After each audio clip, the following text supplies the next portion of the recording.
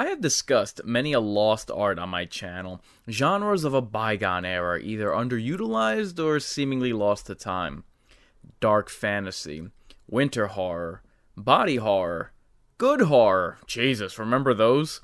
The topic of today's video serves to unearth another relic from cinema history, the romance horror. So very much of an understated class of fear fiction is this. It's more of an acquired taste than a recognized genre. While many an action film has shoehorned in a love interest to entice female audiences for that four-quadrant appeal, who would have thought that the genre that best serves to entreat both sexes would be horror? Oh yeah, me. I thought of that. Normally, when I put together these watch list recommendations for a particular season or holiday, I give 5 strong recommendations for you to enjoy. So, I don't know, maybe it's because love is in the air, or a craving for Mediterranean cuisine has got me in a mood for Italian fine dining. Let's make it an Olive Garden night. But I'm feeling generous. So, grab the overpriced Godiva with a mystery chocolate, pour yourself some Chianti,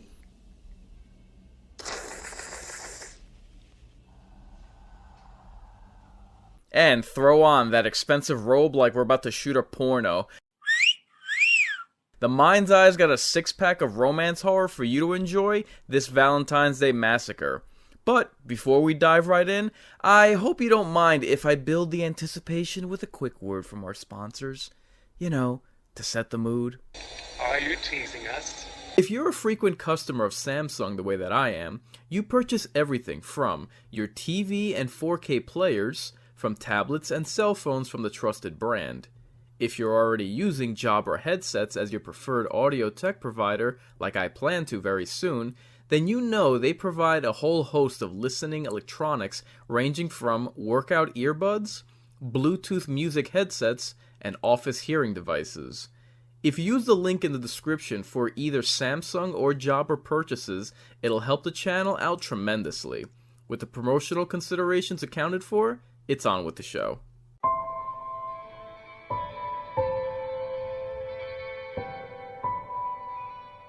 I've always heard that the rule of thumb for anthologies is good beginning and end, but weak middle.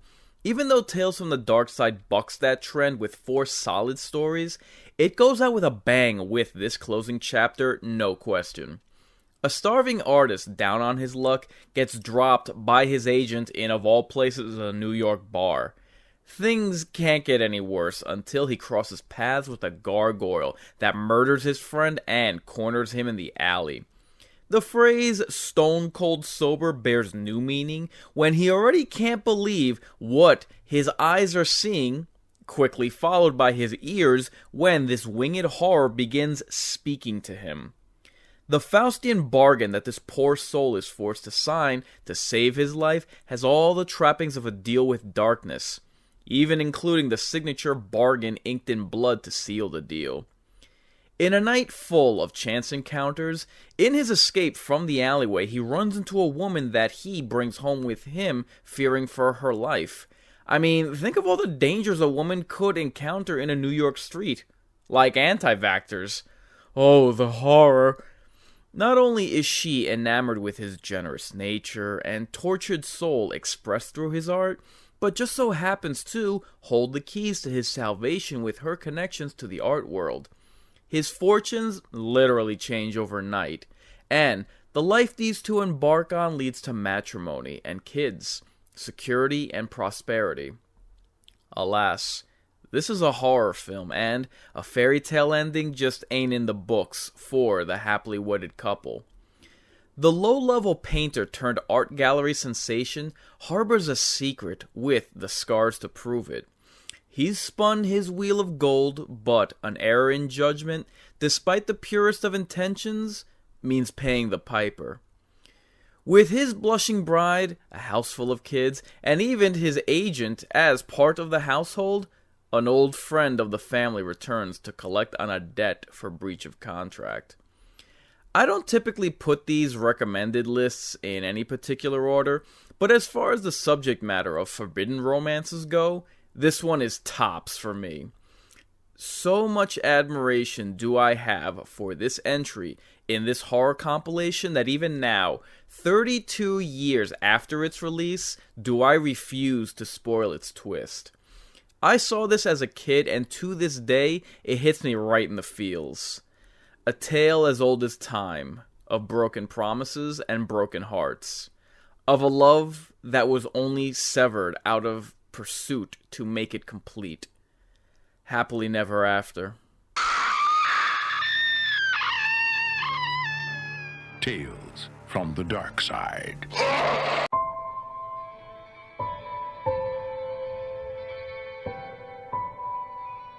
Again, without any intent on ranking, this movie is only second to the aforementioned entry. Part of the genius behind this film's inclusion is the simple fact that you don't expect it to have any allusions to desire or obsession even while watching it. Offhand, I can't even recall when the monster has fallen for his prey, because by the time the victim recognizes her secret admirer has pursued her as much as she has him, you, the audience, realize you're enraptured in a rather twisted tale of love. However, I suppose that level of hypnotic seduction is to be expected when your villain soothes your every inhibition with his mesmerizing voice. University graduate Helen learns of an urban legend that's too close for comfort for some, since it's based in their Chicago area, but becomes a fascination for her. A moth to the flame. She fixates over the history and the mystery of the Candyman, allowing her passion project to lead her to the housing project, where this figure has plagued its residents. She's already in too deep down this rabbit hole once this living legend takes on a life of his own, and effortlessly glides his way into hers. Like any mad doctor who gets caught up playing God in the name of science, her life is turned upside down when she becomes a permanent fixture in this stage opera. Helen is now the subject of her own thesis on this legend, a character trapped in the storybook. But then again, I suppose obsession is a two-way mirror. She is already hopelessly under his spell when he makes a deal almost too gruesome to pass up.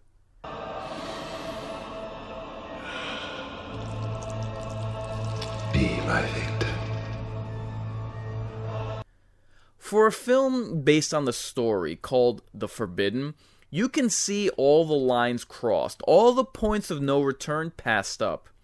Had Helen left well enough alone, she would have remained safely out of harm's way, but her sampling of folklore within a classroom sowed a seed of curiosity that led her to her pursuit of forbidden knowledge, better left untapped. This film also deals with the power of storytelling, as Candyman did what was necessary to keep his legend alive. A fresh kill among the residents to spread the word amongst his congregation. Urban myth-making, supernatural, gothic. This movie crosses more genres than Elliot Page crosses genders.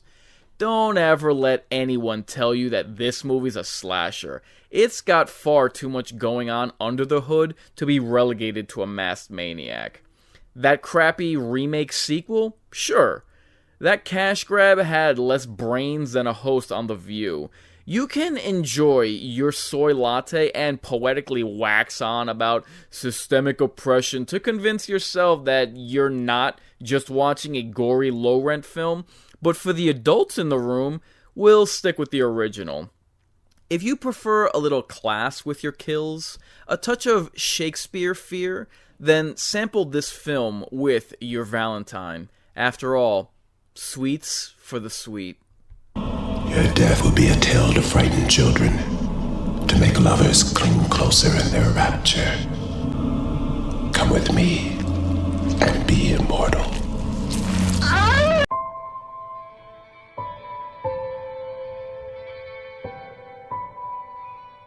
I know, who'd have thunk that Stephen King would have written a romance story? This film wastes no time delving right into its tragedy.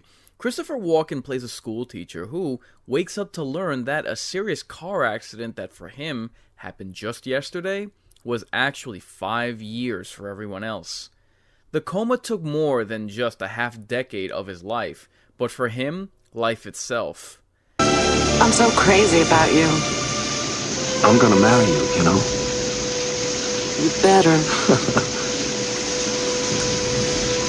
The woman that he spent his last day with before the accident, the woman that he was madly in love with, didn't just move on during the unconsciousness, but started a family.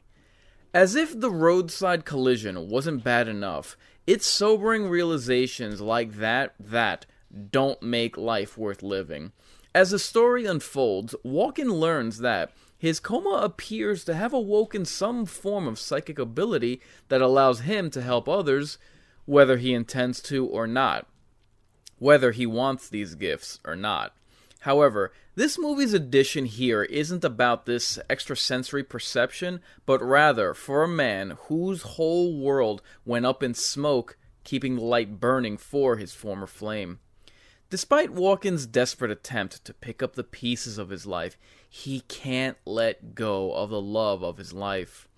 It's an insult to injury that, while this reluctant hero is hesitant to save others, when word gets out of his abilities, it's visits and chance encounters from his sweetheart that remind him what he had, because it's a stiff reminder of what he's lost. Even when mocked as a freak and treated like a leper, not even a 5-year coma or marriage to another man can keep them apart, and the two give in to their enchantment for one another. Sadly, this too is fleeting. You wouldn't think to call this a superhero movie, but it's one of the greatest I've ever seen. The reason becomes clear why Walken was given this clairvoyance. Not because he's a good man, or even because he would do good with them, but because he would help strangers and save lives despite the toll it took on him, mind, body, and soul. In his darkest hour, he's not forced to make a sacrifice, but chooses so to safeguard the one he cherished above all others, to make the world a better place for an all-too-human horror, to protect his lady love from a monster before it struck.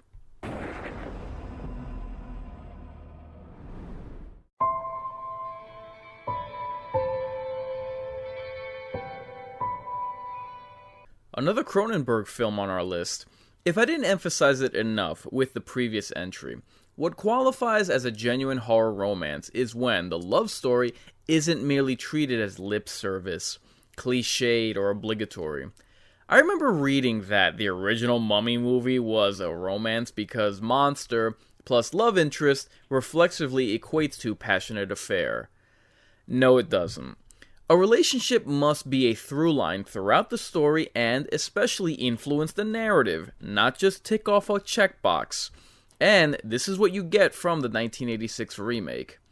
Desperate for a hot scoop, journalist Gina Davis gets much more than she bargained for when scientist Jeff Goldblum introduces her to his wave of the future that will render cars, boats, and planes obsolete. A pair of teleporters that can transfer humans from one pod to the other like they were movies to illegally torrent from pirate sites. What starts off as professional curiosity about this technology and the technical wizard that designed it leads to a torrid affair between the two. She even agrees to assist in his proposal to begin trials on transporting organic subjects. The cold feet she gets when they're moving too fast for her liking leads to a night of heavy drinking over his distress and bad decisions. A man with the invention of the century literally at his fingertips only has eyes for the woman he's fallen for. In his fragile state of mind, he says, "What the hell?" and makes a fateful decision to volunteer himself for human trials, which prove a success had it not been for an unintended stowaway. When this mad scientist becomes his own experiment with the body horror he undergoes, where the movie's survivor would have headed for the door and the audience would have called for her to do so, Gina Davis sticks by Goldblum's side to both guide and encourage him through this, and this is a difference maker.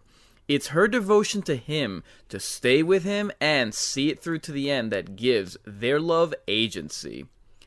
Fatefully, it is his deteriorating state, increasingly hopeless and irreversible mutations, and danger that exposure to him may cause her body why she can't carry on. She's afraid to love him. Be very afraid. Things only inevitably escalate from there as man turns to monster and the inventor becomes the failed experiment. There is something of a Universal Monsters level of lament with these characters, to the point that, by the end, a sacrifice has to be made, not for the good of science or mankind, but for the good of one man.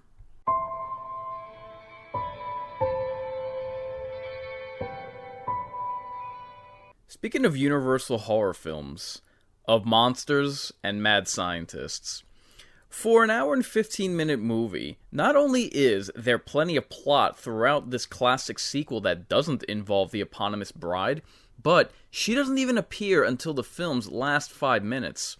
Firstly, this in no way detracts from her legacy, as the impact she made would be the first of many short on-screen appearances by movie monsters that would go on to be icons. Like the alien after her, and the Hell Priest after it, the brevity of the bride's appearance only adds to her fame and staying power within the minds of horror fans. Though the bulk of the aforementioned plot doesn't involve her, it in a roundabout way lays the foundation for her arrival. Having already endured rejection by his maker, Frankenstein's monster is now subjected to man's fear and violent backlash. He's attacked by a hunter for putting out a fire, chased away from the only kindness he's known when harassed out of a hermit's hut with fire, and mercilessly pursued by a lynch mob replete with torches and pitchforks, leading to his capture and crucifixion. A creature who did not ask for life, suffering for the sins of the father, returns to his maker and demands reparations for his abandonment. A mate. Having only known sorrow since birth, the modern Prometheus is intent on sharing his misery, going to such lengths as kidnapping the good doctor's own newlywed wife to ensure his cooperation and crafting one for his creation. Dr. Frankenstein hurries himself, slips on the lab gloves, and slips right back into playing God for a second time to design a second form of life. Success! She's alive! The creature has his bride, Eve, to his Adam. Sadly, these perversions of Genesis have visited their Garden of Evil once too often when the girl meets the groom. Though lightning indeed has struck twice, alas, all of heaven's might was not enough to light a spark between them. This soul-crushing reality maliciously takes its time dawning on Frankenstein's monster as his mate recoils in fear at the sight of him.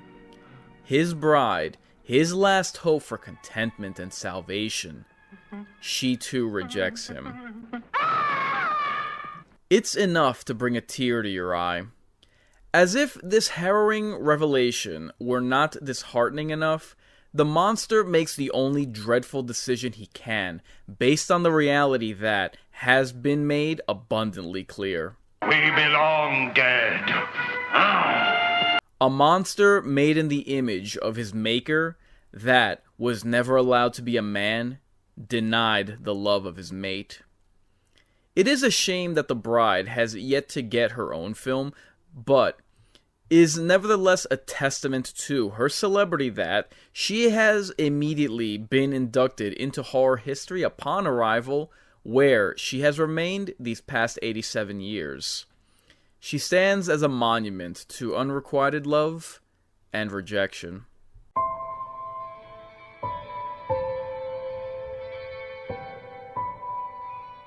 While on the subject of creations left unfinished by their maker, we close out this episode with this edition. This one goes out to all the ladies.